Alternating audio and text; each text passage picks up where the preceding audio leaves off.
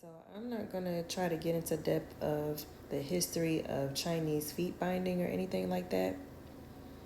But I chose this picture because it shows the deception that a culture of people can go through for what they think is beautiful and what they want to be acceptable and what they feel like is necessary for people to be prosperous and successful and all of that stuff. So on the left, you see a woman's foot who has been broken and bound so that she can fit into a super small shoe, because there's different reasons out there of why they broke and bound the feet of the Chinese women, but they thought a smaller foot to that degree, not even like when speaking of general size, it's probably like a 6 or a 7 or an 8. They definitely would have thought a size 8 would have been too big, but even a 6, that's not even a size 6 shoe on the left. So that's extremely small. That's like a size of a child. So for whatever reason, they thought that that was an acceptable look for a woman to have. So they would break and bind the feet of the women because to them it was a sign of beauty. Now, in the strip club, it is an appearance-driven industry, and it's a sex-driven industry. So appearance and looks are very important. But there is such a thing as moderation, doing things in moderation, having a balance, and having an understanding of what's acceptable. Now, when it comes to body modification, body altering, body shaming, all of that happens. Especially in the strip club, it's supposed to be a booty club, ass and titties, hips, thighs, snatched waist, all that stuff. But where do we draw the line between what's ridiculous, what's scary, what's unrealistic, what looks stupid, and what's unacceptable? It's understood we don't want flabby patties on our backside, and we don't want flapjacks flopping around while we working in the club. But at the same time, we also don't want no botched bowling balls, and we don't want no partially deflated basketballs on our behind either. I mean, you got to make sense about it. Simple things like taking care of yourself, finding outfits that's flattering to you could go a long way versus a lot of the messed up things that are coming out of these black market operating rooms and tables that these girls are putting themselves through. Because of the unrealistic expectation of the woman's body, women are going and getting BBLs, which is the newest way to modify your body, to enhance your body, to make it more appealing to the customers. They're going out of their way to modify their bodies to the point where it doesn't even look like a human body. The foot on the left doesn't even look like a human body. But to the people back in this time, the pair of feet on the right would be deemed unacceptable for being in their natural and normal state, being able to produce, being able to walk on their feet, and being able to move swiftly and move around. That was unacceptable. Instead, they wanted them to be crutched up with their feet scrunched in these small ass shoes because that was beautiful to them in that time. What the females go through to get accepted and get hired, going through hiring processes with these clubs is crazy. To make money when you're in the club, the rejection rates that you don't want to face is crazy. People would rather do what the picture looks like on the left to their bodies so that they can make more money, they don't face too much rejection, and it can be easier while they're working instead of being their natural selves and still being able to live life healthy outside of the club atmosphere. Now, speaking as a person who has had to spend a lot of her time in the club, I can understand how going through things like rejection or not making enough money or not making more than enough money in a short amount of time can cause you to want to do certain things to enhance your body, to persuade people to want to give money into your bosom. But at the end of the day, I always had to realize when I go home, I'm snatching this wig off. I'm snatching these lashes off. Back when I first started, I didn't wear long nails because I had to fight. But I'm snatching these nails off. And I want to be able to live my life hindrance free. I will always say to myself, if the beauty stores went out of business, am I going to be able to look like a beautiful woman without having everything that I have to purchase and buy just so I could go to work? If I didn't have no wigs to put on, am I going to have hair on my head? Am I going to have edges so I can walk around freely and not have to worry about having to put something on my head? The same thing with the body modification. When I'm not working at the club, am I going to be able to walk around without my back hurting because I have so much foreign liquids and foreign substances pushed and shot into my ass? Am I going to be able to live a long life because I don't have any botched surgeries?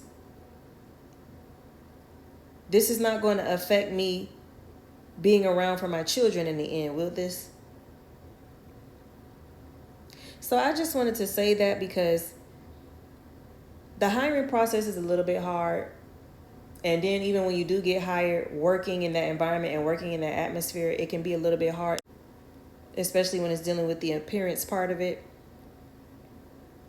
But at the end of the day, you have to just ask yourself, is it worth it? I ask myself before I make these decisions, is it worth it? I've thought about getting enhancements, but then knowing the type of dancer that I was, I had to learn my lane in the club as well. I was a dancer that had the ability to dance on stage and do pole tricks. I still have the ability to get on stage and do pole tricks, and I still am a dancer. That's not my only lane that I could play in the club, but one of the ones that I needed to realize I needed to work on was my stage presence and my stage work. That's the type of body that I was given.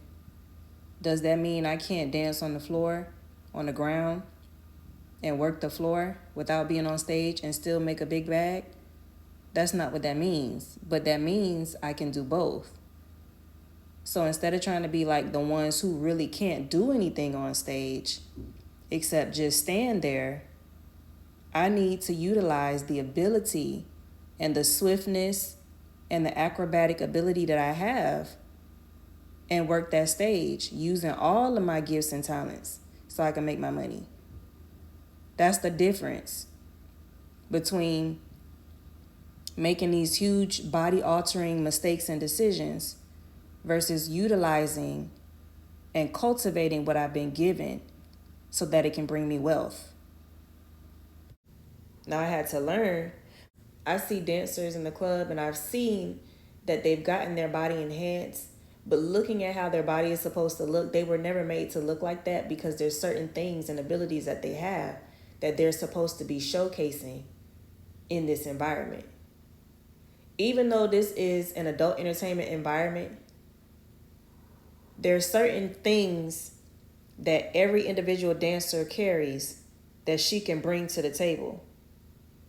But because of one person's expectation of what the body is supposed to look like, people are turning their bodies into what the picture looks like on the left instead of allowing themselves to be in their natural state and show people what they've never seen from different types of individuals in the club.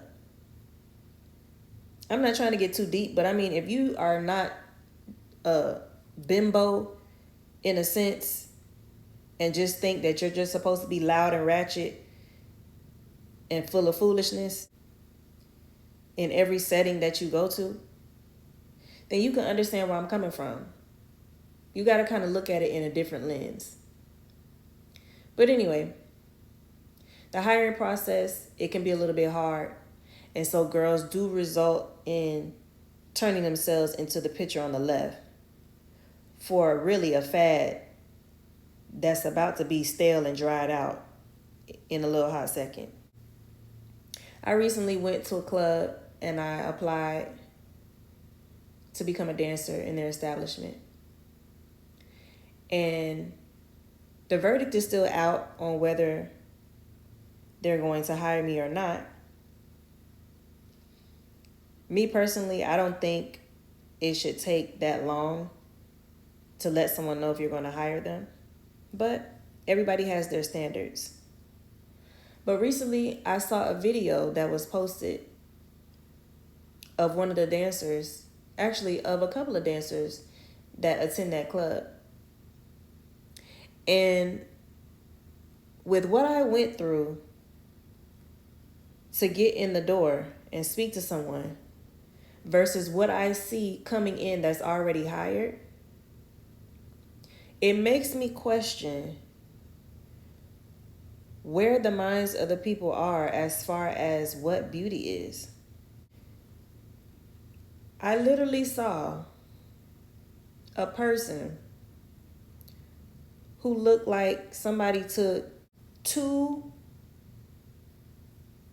umbrellas that are open and just sat them on the side of their bones. The shape didn't look natural at all.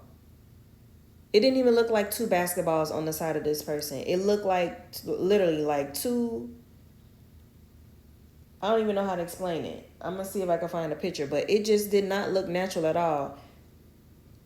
And I'm trying to understand, that's not a shape that I would want to have. So if that is supposed to be a video of a person to show the public that this is what you need to look like to be able to work at this club, then why would anybody want to work at that club? I'm going to find a picture. But I just wanted to put that out there, that the things that are taking over the club now are things that will never allow you to have longevity in your life as far as health is concerned. Because clearly that person did not have enough weight for them to get an actual BBL. They have foreign substance put into their body.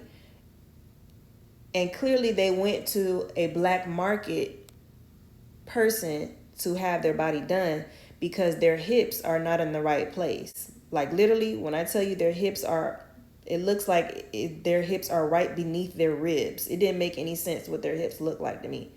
It looked definitely like a upside down trapezoid. There we go. That's the shape. If you know what a trapezoid look like, you took geometry, you know what a trapezoid look like, just flip it upside down and that's the exact shape, pointy and all. That's the exact shape that this person had. So I was just trying to understand, like, if I went through all of what I went through because I have a natural shape, I'm a natural slim woman, but this person went through a black market procedure to look like an upside down trapezoid and they got in the club, then the question is, do we really want to work in the club? And what other faster hustles other than dancing are going to be available? Because at this point, these are one of the things that have taken over the club. It's taken over all of the world, really. But as far as the strip club is concerned, it used to be exotic to be a dancer because those extreme body parts were those of people who were blessed and endowed in different areas of their body. Even if you got enhancements, like having the big fake plastic boobs used to be one thing, but people don't even have real ass no more. Like titties is one thing, But if you have to go all out just for your ass, something that shit comes out of, I mean, the club definitely isn't what it used to be. But this is one of the things that have taken over the club, that now women who do have natural bodies, whether they're slim or whether they're thick, they have to compete with because of society's deception in what beauty really is. Because of the disease rate that's out here now, disease has always been around, but because of the disease rate right now, people are now losing their weight and they're losing their shapes and they're losing their bodies, which is forcing them to go and get botched because they don't have the money to get a real procedure that can make them look decent and good once again. But we're going to get into that in another video. We're going to talk about that in the next subject. So I'll close this out for now. But just know, we got to change the way we thinking about our perception of beauty, because our perception of beauty, or I should say y'all perception of beauty, because I don't think no upside down trapezoid look good. But we got to change that shit, because how it's affecting the people in the long run is causing all of us to go through. And I'm not trying to go through because y'all keep fucking yourself up. But we gonna help y'all get right. Let's go.